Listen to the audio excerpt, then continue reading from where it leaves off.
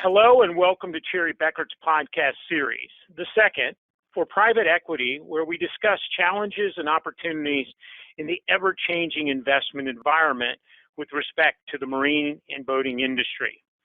Today, we'll be joined by David G., who is executive editor of the Boating Industry magazine.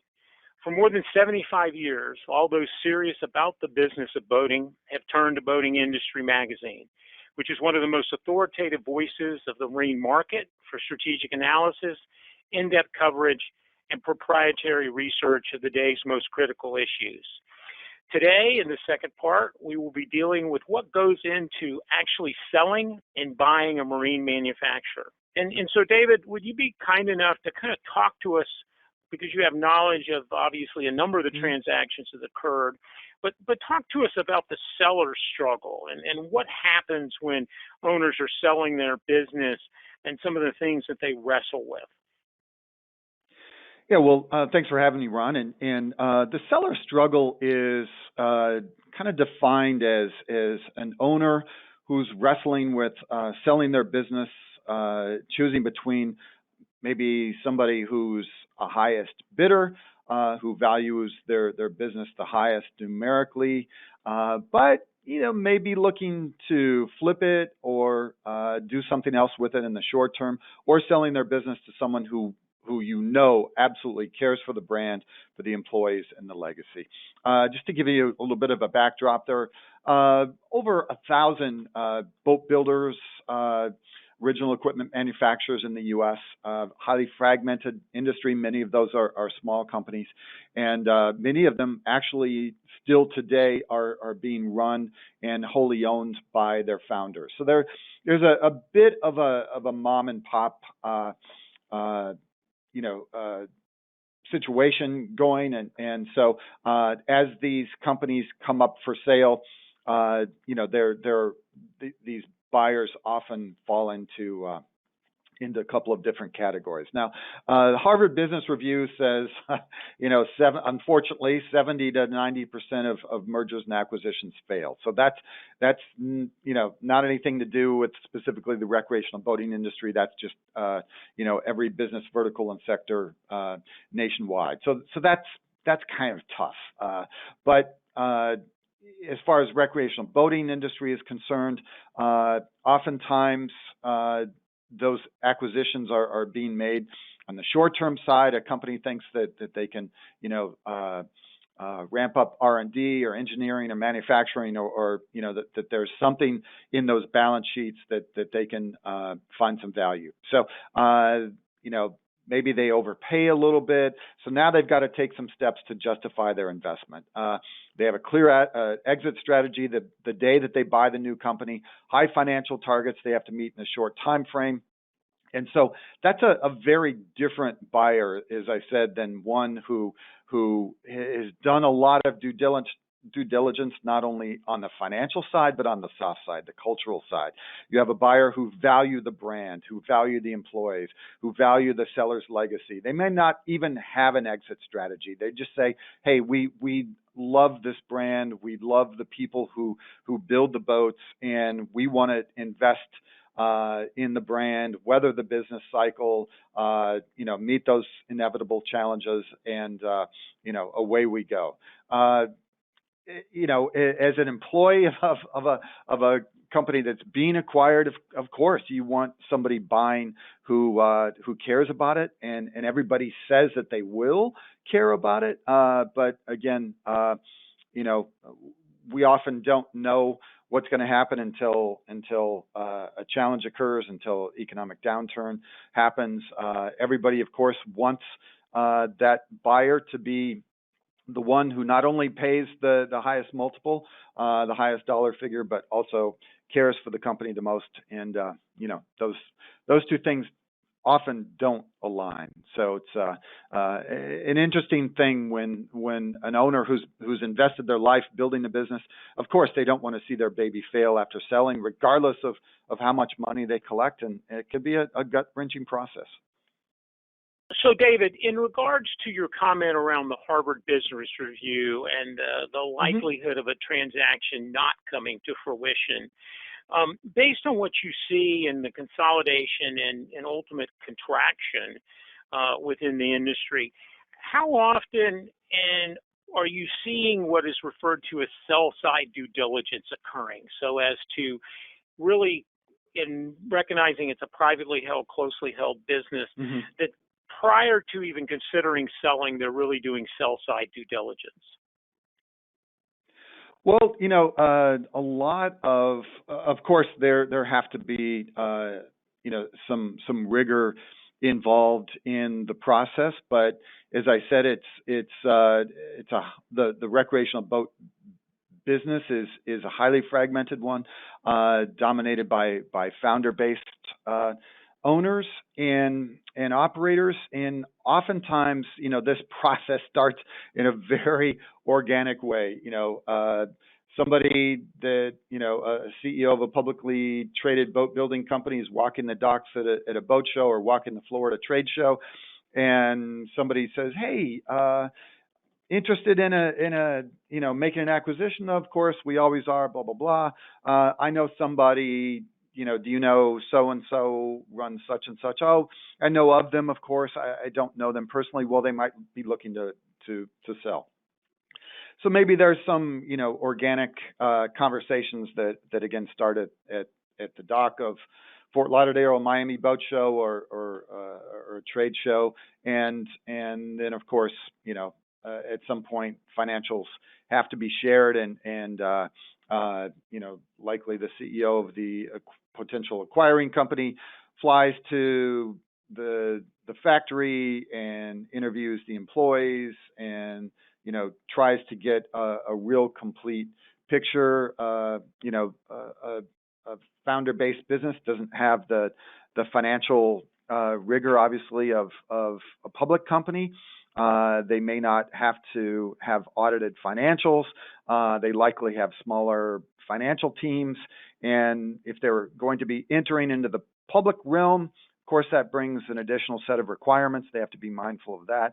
And that's an additional investment that a publicly held company may have to make when they purchase one of these private companies, not only looking at the financials and doing the research and the due diligence and seeing if it makes sense financially, but they have to be, mindful of the acquisition's ability to do accurate, fast, timely financial closings every month, because as a public company, that's what you have to do. So it's an interesting process when, particularly when the acquiring company is likely a publicly held, publicly traded company, or could be private equity in some cases, and with a lot of financial rigor, purchasing a founder-based business that may or may not have much financial rigor at all, even if they're really good at building boats. So, David, in our first series, we talked about a number of the transactions that occurred. Mm-hmm. Malibu buying Pursuit and Cobalt, and Mastercraft Mm-hmm. buys Crest Marine and Nautica Star. In the current wave of M&A activity, is it your assessment that these buyers could potentially be overpaying? I'm certainly not a financial expert, and I don't follow the earnings reports in conference call. I sit in on conference calls, but a lot of what they're talking about, I don't really completely understand. I did write a recent article, I think you saw last fall, about the M&A wave, and interviewed a director of equity research at a company actually in Atlanta who specializes in the recreational and leisure sector, and he was kind of puzzled. So I kind of defer to the experts in that case, but he was kind of puzzled. He thought that the boat building companies buying other boat building companies made sense. He was a little less sure about Winnebago buying Chris Craft and Polaris, a snowmobile and power sports manufacturer, buying a boat holdings company with 4 brands. He said, I think in that case, as far as Polaris was concerned, he said a lot of investors were scratching their heads and wondering why they paid $805 million in an all-cash transaction. They had previously, Scott Wine, their CEO, had stated previously they had no interest in the marine market, and then they went out and made an $805 million all-cash acquisition. That did catch a lot of people off guard.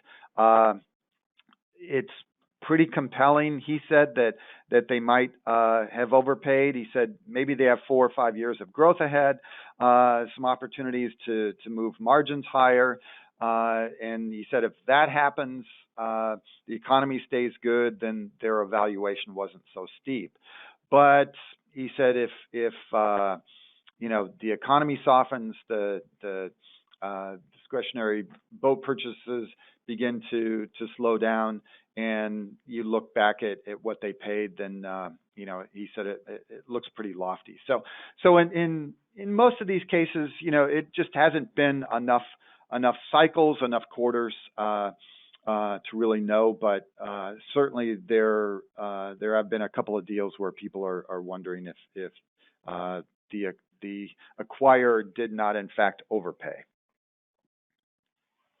Well, to your comment, when we talk about these deals in terms of metrics and spreadsheets and are we overvaluing a company, I think one of the things you commented, which is very relevant, is that the marine industry, the boating industry, is very rich with tradition in many manufacturers being owned and operated by families, sometimes multiple generations. So when you think about that, what are some of what I would refer to as the softer side of the deals and how you place a value on someone's or generational life work, and how does that generation effort continue in these transactions?